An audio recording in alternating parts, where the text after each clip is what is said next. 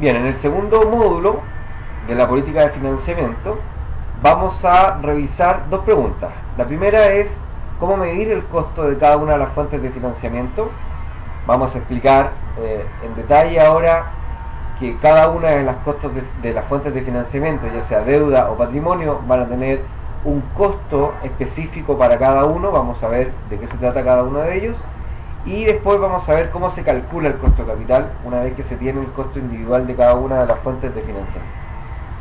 Bien, entonces, ¿cómo medir el costo de cada una de las fuentes de financiamiento? Bueno, comentarles que el primero se llama K sub D, es el costo de la deuda, que va a representar el costo financiero para la empresa producto de tener deuda.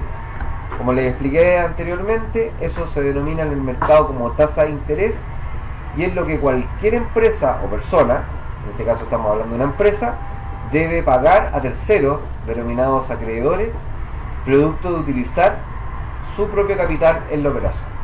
Entonces todos están familiarizados con los bancos.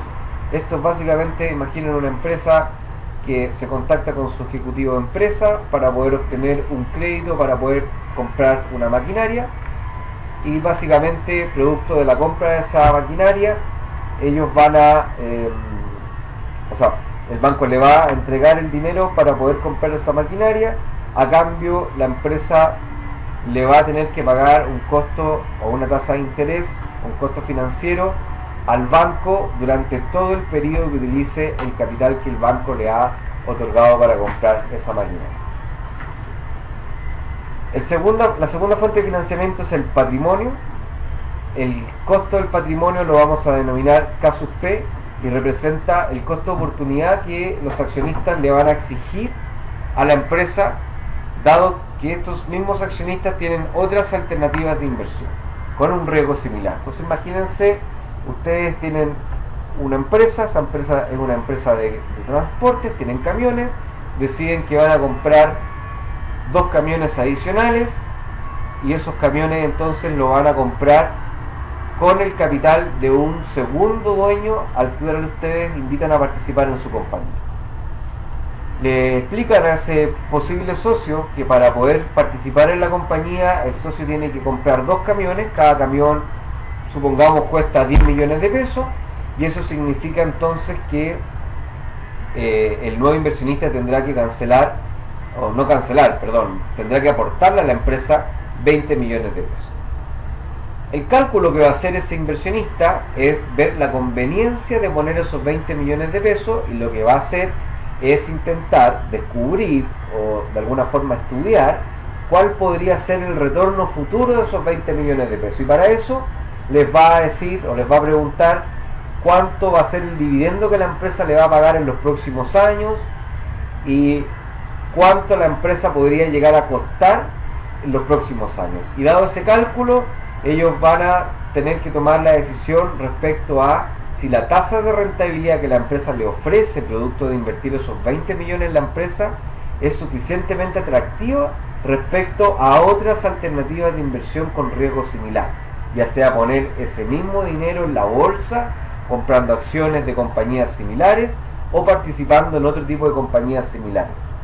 Es importante destacar que acá que el costo de oportunidad tiene que ser de oportunidades de inversión de riesgo similar. No es comparable invertir 20 millones en una empresa de transporte que invertir 20 millones comprando depósito a plazo en un banco, porque los depósitos a plazo en un banco tienen un riesgo muy cercano a cero, van a tener también una rentabilidad muy pequeña. En cambio, invertir estos 20 millones en una empresa de camiones va a tener un mayor riesgo, pero va a tener una mayor rentabilidad. El punto está en calcular ese tipo de rentabilidad que debería yo exigirle a este negocio. Supongamos que yo le voy a exigir una rentabilidad del 20% anual, entonces la tasa de rentabilidad o costo del patrimonio de esos 20 millones de pesos para la empresa van a ser un 20%. Es decir, la empresa ahora tendrá que pagarle a este accionista, ofrecerle a este accionista una rentabilidad de 20% sobre los 20 millones. ¿Cómo se calcula entonces el costo capital una vez teniendo estos dos costos ya sea de la deuda y el patrimonio. Muy sencillo, se hace una multiplicación y una suma, son un promedio ponderado. En la industria esto se conoce como el WACC, en su sigla en inglés, ¿cierto? Eso es Weight Average Cost of Capital, o costo de capital promedio ponderado. Y lo que calcula esta medida, el WACC, es la proporción de deuda que tiene la empresa sobre el valor de la compañía por el costo de la deuda, y entonces ahí vamos a tener el costo de la deuda que la compañía debe cancelar, más la proporción de patrimonio sobre el valor de la compañía por el costo del patrimonio. Entonces la ponderación y suma de estas fuentes de financiamiento van a tener entonces el WACC, ¿ya? Luego este WACC va a ser lo que la compañía tiene que pagar producto de utilizar todo el capital que utiliza en su negocio. Y vamos a ver más adelante que esta tasa de costo de capital es la tasa que tenemos que utilizar para poder evaluar las distintas alternativas de inversión y de crecimiento. Mientras más grande sea el WACC, mayor es el costo de capital para la compañía, y eso significa que las oportunidades de inversión para poder ser aprobadas tienen que ser cada vez más rentables. Eso significa entonces que la empresa, mientras mayor sea el WACC, menor competitividad tiene respecto a su competencia, porque va a tener que evaluar proyectos con una vara mayor o más alta, y eso va a significar que no va a poder crecer de forma tan dinámica como otra empresa que tenga un WACC menor. De ahí la importancia de definir bien el WACC de la compañía. Algunos comentarios respecto al costo capital antes de ver un ejemplo. El WACC, este costo capital, ¿cierto?, va a representar entonces un promedio ponderado de las fuentes de financiamiento de la empresa. Además, va a incorporar los retornos exigidos, ya sea por los acreedores a través de la tasa de interés y por los accionistas a través de la rentabilidad esperada, y considera también los derechos de cada uno de los proveedores de fondos, es decir, incorpora por un lado la proporción que aporta cada uno de los acreedores de la deuda y la proporción que aporta cada uno de los dueños del patrimonio. Acá tenemos un ejemplo muy sencillo. Imagínense que una empresa tiene un total de activos de 100. Imagínense esta misma empresa de transporte tiene entre camiones, oficinas, material básico de transporte, tiene 100 millones de pesos en activos. Como es una empresa, estos 100 millones de activos se les debe a alguien, ya sea a los acreedores o a los dueños del patrimonio. Entonces vamos a suponer que la mitad se le debe a los acreedores, es decir, de estos 100 millones de pesos, 50 millones los ha puesto el banco y 50 millones los han puesto los dueños de la compañía. Supongamos ahora que la tasa de interés para la compañía es de un 7,5% anual y que el rendimiento esperado por los accionistas es de un 15%, es decir, la mejor alternativa de financiamiento a un riesgo similar que tienen los dueños de esta compañía es de un 15%. Teniendo toda esta información sobre la mesa, podemos calcular el WACC de la compañía. ¿Cómo lo podemos hacer? Vamos a ver si tenemos aquí algún ejemplo.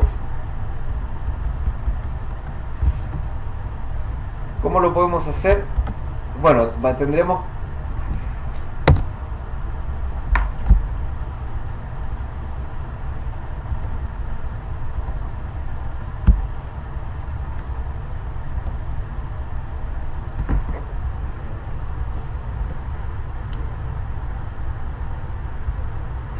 bien. Supongamos entonces con este ejemplo muy sencillo, la misma empresa transporte que tiene un total de activos de 100 millones, eso quiere decir que entre varios camiones, oficinas, material de oficina, transporte, etcétera, tiene 100 millones de pesos. Como es una empresa, estos 100 millones de pesos razonablemente alguien los tiene que haber aportado. Vamos a suponer nuestro ejemplo que 50 millones los puso el banco y 50 millones los puso los socios de la compañía. El banco va a cobrar una tasa de interés de 7,5% de interés, producto de haber entregado esos 50 millones, y los inversionistas van a exigir una rentabilidad del 15%. Eso quiere decir que la mejor oportunidad de inversión que estos inversionistas tienen en el mercado, con un riesgo similar, con alternativas de riesgo similar a esta empresa de transporte, es de un 15%. Entonces, fíjense, muy sencillo el WACC, es simplemente tomar los 50 millones que nos prestó el banco, dividirlos por la cantidad de activos totales que tiene la compañía, que es 100 en este caso, que es el valor de la compañía, multiplicado por la tasa de 7,5%, y sumarle la proporción que tiene el patrimonio y multiplicarlo por el 15% del costo del patrimonio. Por tanto, el costo de capital de la compañía es de 11,25%. Es decir, esta compañía, por cada 100 pesos de capital que utiliza para su operación, tiene que pagar 11,25 pesos a los dueños de este capital.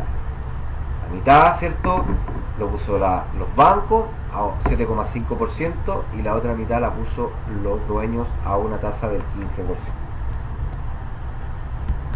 ¿Qué sucede entonces cuando cambiamos la mezcla de financiamiento? Un ejemplo, este mismo ejemplo muy sencillo, vamos a tomar la decisión ahora de que vamos a cambiar la mezcla.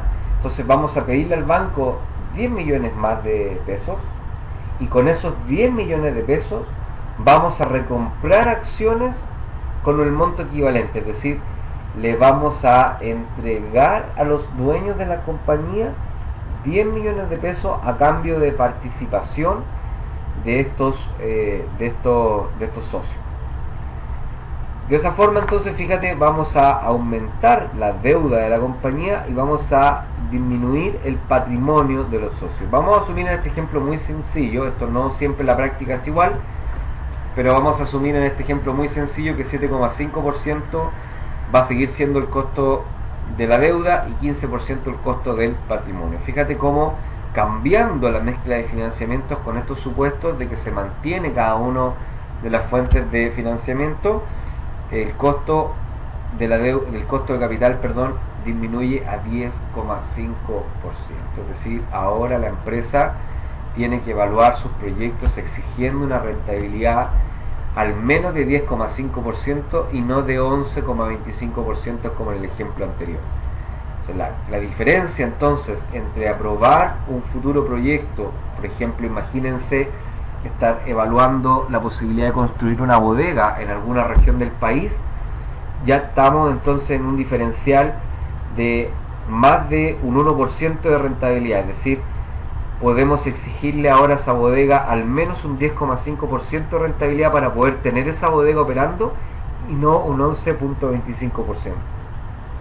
Ese punto porcentual puede ser la diferencia entre aprobar o no aprobar ese proyecto de inversión y seguir entonces siendo una empresa competitiva en el futuro.